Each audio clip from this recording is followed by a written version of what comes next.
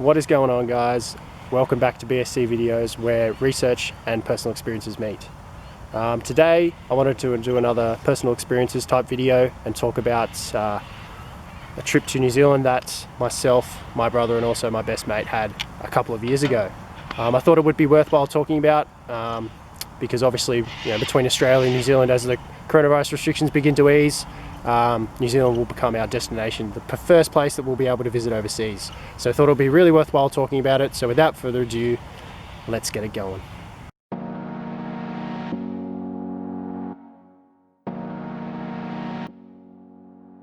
Okay, so our first stop was Auckland via Sydney. We got into Auckland probably about 1 AM local time, so 11 PM Eastern Standard Time.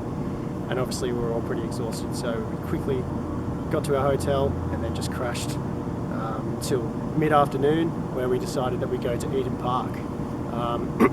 Obviously Eden Park, for sports fans like myself and the others, was a very enjoyable experience.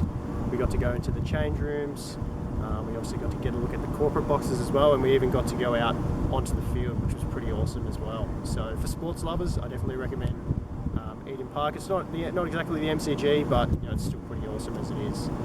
And then the next day we went to Waiheke Island via ferry. The island's just off Auckland. It was about a half-hour ferry ride out to there. And we spent a day out on Waiheke Island, so we went ziplining. We also went to the beach, so I had a beautiful lunch there. There was talk that there were a couple of nudist beaches there, so we were looking to go there, but unfortunately we couldn't find them. But nonetheless, it was still a very good experience out there. Really enjoyed the zip lining, and also we had a little bit of a bushwalk training there as well. So very enjoyable day out in Waiheke. And then day three, really showed that we all had a heart. Very nervous times. We went up to the Sky Tower and did the Skywalk. And basically, with the Skywalk, there's a little platform that circles around one of the highest parts of the building, Sky Tower. It's 192 meters up, and basically you just walk around and you're just shitting yourself the whole way. Not the whole way. Thankfully we got comfortable towards the end, where we going off the edge like this and doing one-legged tricks and all that sort of stuff. So that was a unique experience. Something that definitely I'll never forget. Can't say I'll do it again, but yeah, definitely experience I'll never forget.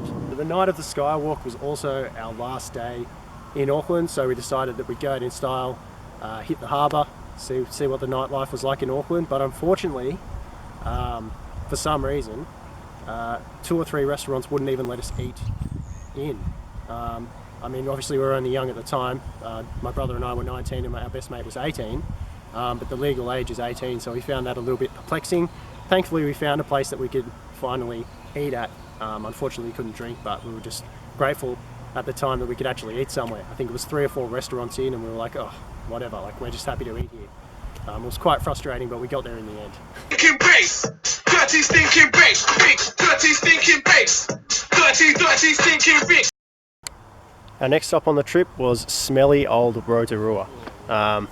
We got there and we were invited with this incredible stench that just permeated the whole town. It was just disgusting. Obviously it was from the sulphur. Yeah, the smell was tough to get over. Unfortunately, on the first day we got there via bus, obviously from Auckland.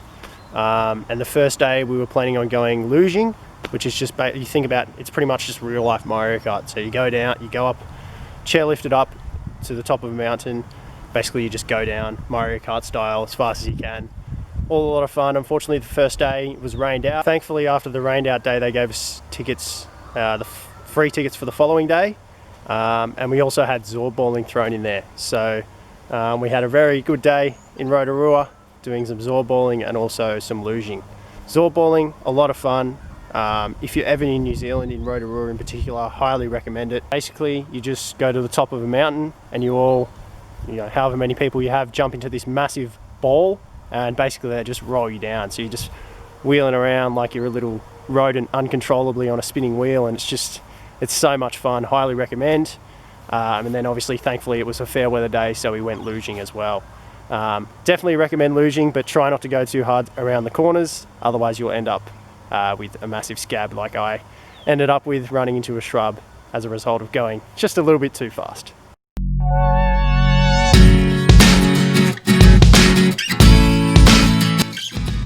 So the next stop in our trip was Wellington via the overnight bus from Rotorua. So we left Rotorua at 10:30 at night and probably got in at about dayfall at about 6:30 in the morning in Wellington. Unfortunately, my brother and I had barely had a wink of sleep on the bus. You know, it was all very loud and clunky, so we really struggled to sleep. Our best mate did okay. He had probably 3 or 4 hours. We probably got barely 2 hours, unfortunately. So, yeah, I guess what happened was we got to the hotel. It was pretty sad. Unfortunately, the people at Flight Centre stuffed up our booking, and we were supposed to have an early check-in time, but we weren't allowed to check in till 1 p.m. So we got there at about 7 in the morning expecting to just be able to crash. Unfortunately, it wasn't the case, so we just crashed in the lobby for a couple of hours. The hotel was nice enough to give us free breakfast, and then we went out exploring beautiful Wellington. It was actually a very clean city. We didn't have anything planned really, so we just kind of went sightseeing, looking around. We went up to the highest point in Wellington, and yeah, just kind of relaxed.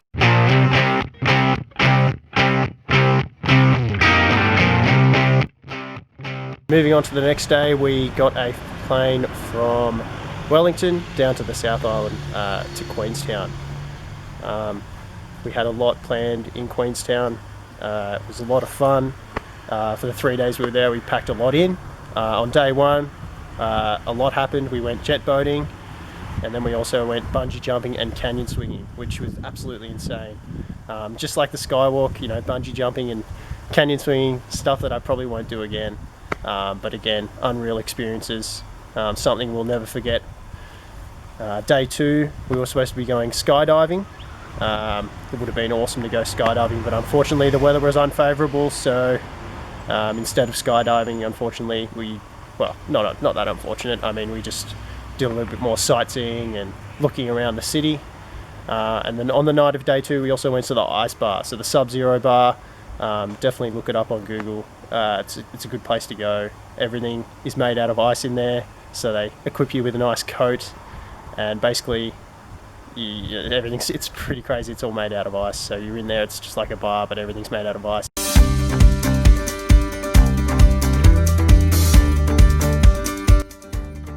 So our final destination for the trip was Christchurch. Unfortunately, we didn't have an extra day like we did in Rotorua to make up for the skydiving. So we did travel to Christchurch that day, and we didn't have much planned again in Christchurch as well. Once again, it was a beautiful city, much like Wellington. Very open, probably I guess because of recent natural disasters. Think about obviously the earthquake that hit them only a couple of years back. So yeah, it was very open, very beautiful city.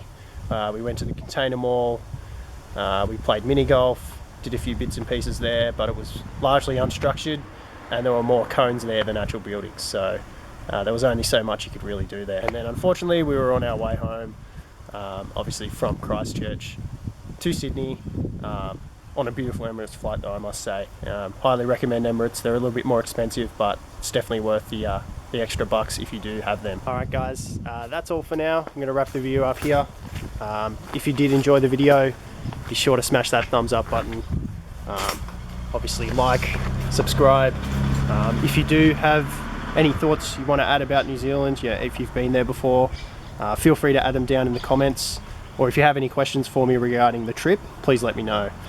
But yeah, other than that, thanks so much for watching guys. Be sure to smash that thumbs up button, and we'll see you all in the next video. Peace.